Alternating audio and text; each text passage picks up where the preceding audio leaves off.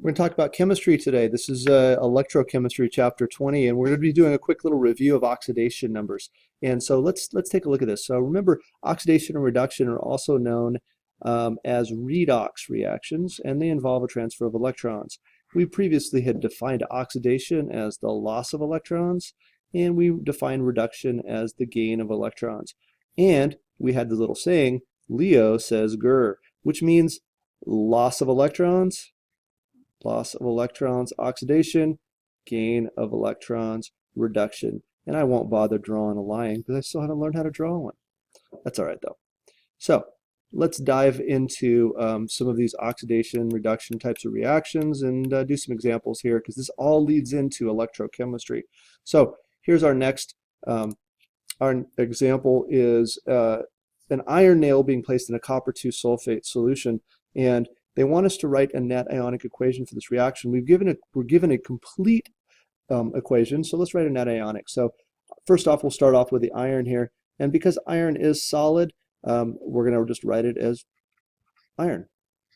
Now, it does tell us here in the copper sulfate that it's an aqueous solution, so we're going to ionize that. So we have copper with a 2+ charge plus the sulfate with a 2- charge. We're going to look at next the copper. Again, a solid, just write it as copper. And then we have the iron 2 sulfate, and we're going to ionize that guy too. And now what we're going to do is we're going to look for our spectator ions. And so spectator ions have to be the same, exactly the same on both sides. So sulfate is canceling with sulfate. We cannot cancel copper with copper because one of them is an ion and the other one is a solid with having all of its electrons, no electrons lost. Okay, now what we can do next is we can write two half reactions based off what we just wrote. And so down here we have our half reactions. We have Fe, which was listed right there, and on the other side of the equation we have the iron 2 ion, and then we add 2 electrons to give the entire equation a neutral charge on either side of the reactants of the products. We do the same thing with our copper. There's our copper here, and there's our copper there. So we have Cu2 plus 2 electrons yields Cu. And you notice if we took those and smushed those back together to sum them up, the electrons would cancel out. Our next example here is we have solid magnesium being added to a solution of 1 molar hydrochloric acid. And so if we wanted to write the complete reaction here, we'd have solid magnesium plus hydrochloric acid yields magnesium chloride. This is a single replacement reaction plus hydrogen gas. We're not balanced here. Let's go ahead and balance it there. Net ionic reaction is going to be magnesium plus the hydrogen ion, and we have 2 of those guys. Chloride is going to be our spectator ion. We have magnesium 2+ plus we have our hydrogen gas there. And so there's our spectator ion, our spectator ion is the chloride. Now, our half reactions, once again, we have magnesium going to Mg2+ plus 2 electrons. And the other half reaction that we have is the 2 hydrogen ions plus 2 electrons yields hydrogen gas.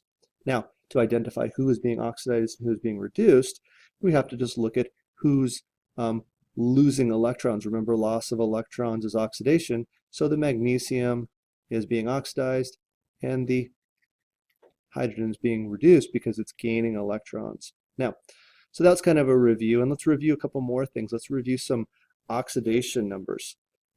Remember, these are used for keeping track of electrons gained or lost by substances, gained or lost electrons.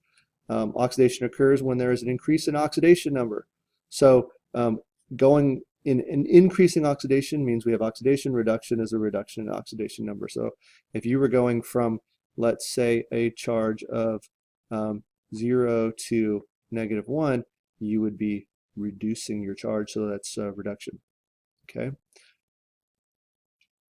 Now there's some rules, so just to refresh your memory on these rules, and here they are. So the rules are: if you have an elemental atom, the oxidation number is 0. Each hydrogen in H2 is 0.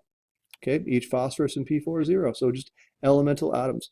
Another example might be just, so you have some magnesium solid. It's elemental. Oxidation number is 0. For ions, The oxidation number is usually the charge of an ion. An alkali has a 1 plus, alkaline metals 2 plus, aluminum 3 plus, and so on, things like that. Oxidation number for oxygen is usually -2, except in peroxide where it's -1 because you have 2 of those guys. Oxidation number of hydrogen is usually 1 plus because it hangs out with those alkali metals, but when it's bonded to a nonmetal, it's a -1. Excuse me, it's -1 when bonded to a metal. It's a +1 when bonded to a non. Halogens mostly have a -1, except when bonded to an oxygen. Wouldn't be a chemistry video without a little bit of the bell going off in the background. And remember that the sum of all of our oxidation numbers should be 0 in neutral compounds and equal to the charge in a polyatomic. So let's take real quickly a look at how to calculate oxidation numbers for some of these guys here. And so what they're doing is they're asking us to calculate the oxidation number of sulfur in each of the following. So H2S.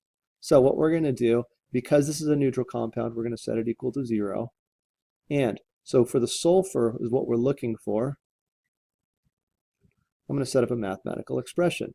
And so because we have 2 hydrogens in this compound, it's going to be 2 multiplied by +1. So we're just going to basically solve this guy for x. So then we're going to have obviously 2 plus s equals 0, s equals -2. So our sulfur is a -2 in this case. Sulfur is one of these compounds that can have oxidation numbers all over the place. Let's jump down and do another one here really quickly. Let's do sulfate down here at the bottom, SO4 2-. So because we have a charge of 2- on this guy right there, we're going to set this guy equal to -2. Okay, and I'm going to kind of work it backwards. We only have 1 sulfur, so it's going to be sulfur plus we have 4 oxygens, so it's going to be 4 multiplied by the charge of oxygen, typically -2. And so this is going to become sulfur plus -8 is equal to -2. Sulfur is equal to -2 plus 8. Sulfur is equal to +6. And there's our answer there. And that's how we do that. So tonight's homework, you're going to be doing a little bit more of this stuff.